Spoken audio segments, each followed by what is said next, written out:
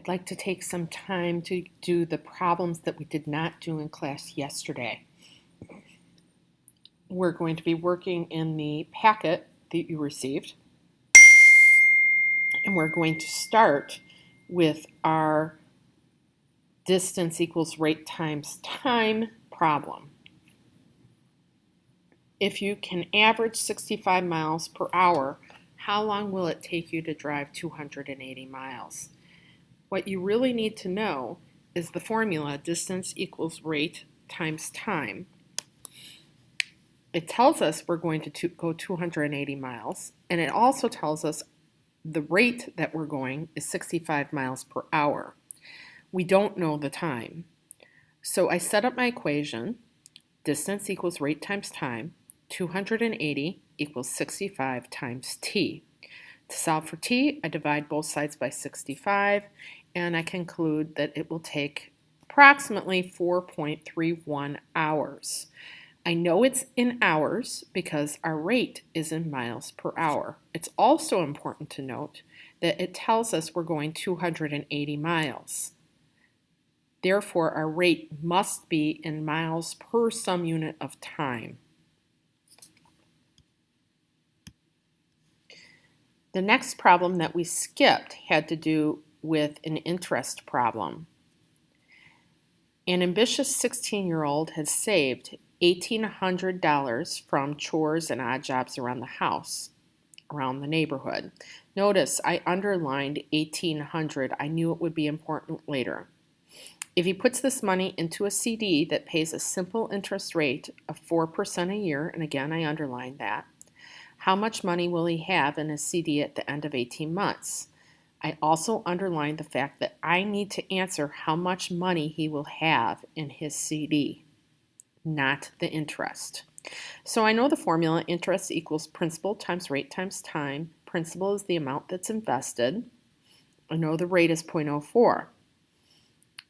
The time is not 18. The time is 1.5 because my interest rate is per year. So I need to write 18 as years. There are 12 months in a year. If I take 18 and divide by 12, that's 1.5 years. I multiply those, 18 times 0.04 times 1.5, and I find out my interest is $108.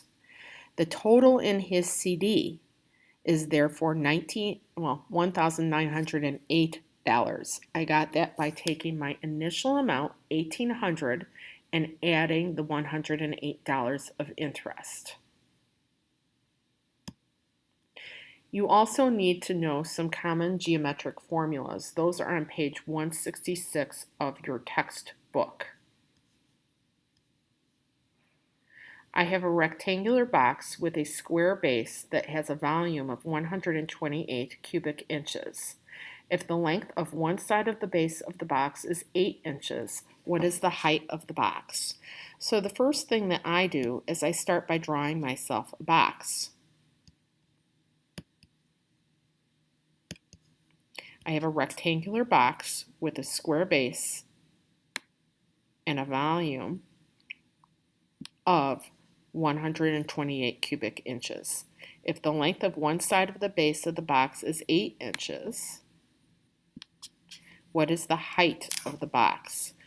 So this is my base, and I know that the volume is equal to the area of my base times the height of my box.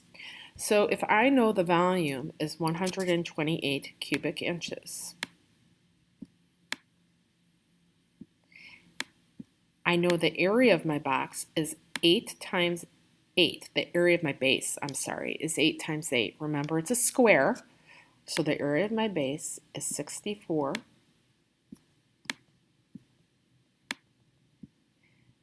And that gets multiplied by the height. In order to find the height of the box, I divide both sides by 64. And I find that the height is equal to 2.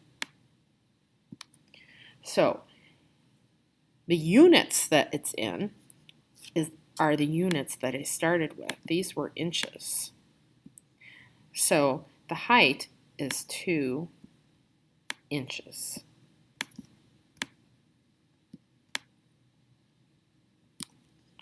But it's important to know all those common geometric formulas, and again, that's on page 166 of your textbook. The last problem that we didn't have time to do was a mixture problem. It's very similar to the interest rate problem that we did in class, where we were trying to decide how much money we should invest at various interest rates. This one has to do with a chemist. He or she has one solution that is 60% acid and another that is 30% acid. We want to mix these solutions together to make 750 ml solution that is 50% acid. So what you need to know is that the amount of acid in a solution is the amount of the solution times the percent of acid that's in it. So we are going to let x be the amount of our first solution and 750 minus x be the amount of the second solution, because again, my total is 750. I know my first solution is 60% acid and the second solution is 30% acid. I want to get 50% acid overall. So I multiply x times 0.6, that's the amount of acid in my first solution. Then I multiply 0.3 times 750 minus x to get the amount of acid in my second solution. And again, I know the total amount of acid I want is going to be half of 750. So I take the 750, I multiply it by a half, or 0.5, and I find that I want 375 ml of acid when I'm done. Now, I know that if I add these two, I need it to equal 375. So that's the algebra that you see below here. So I take the 0.6x, I add 0.3 times the quantity, 750 minus x, that has to be 375. Now I solve this equation. By distributing 0.3, I get 0.6x plus 225 minus 0.3x is equal to 375 still. Then I combine my like terms. 0.6x minus 0.3x is 0.3x. I still have the plus 225 here. That's equal to 375. Subtract 225 from both sides. That's 0.3x equals 150. Now I'll divide both sides by 0.3, and I find out x is 500. So therefore, I want 500 ml of my first solution, and the second solution is going to be 750 minus the amount of my first solution. So if I subtract 500 from this, I find out that I have 250 ml. Now we've been through all of the types of examples you might see in the word problems. I want you to work on the packet for some practice. Have a great day.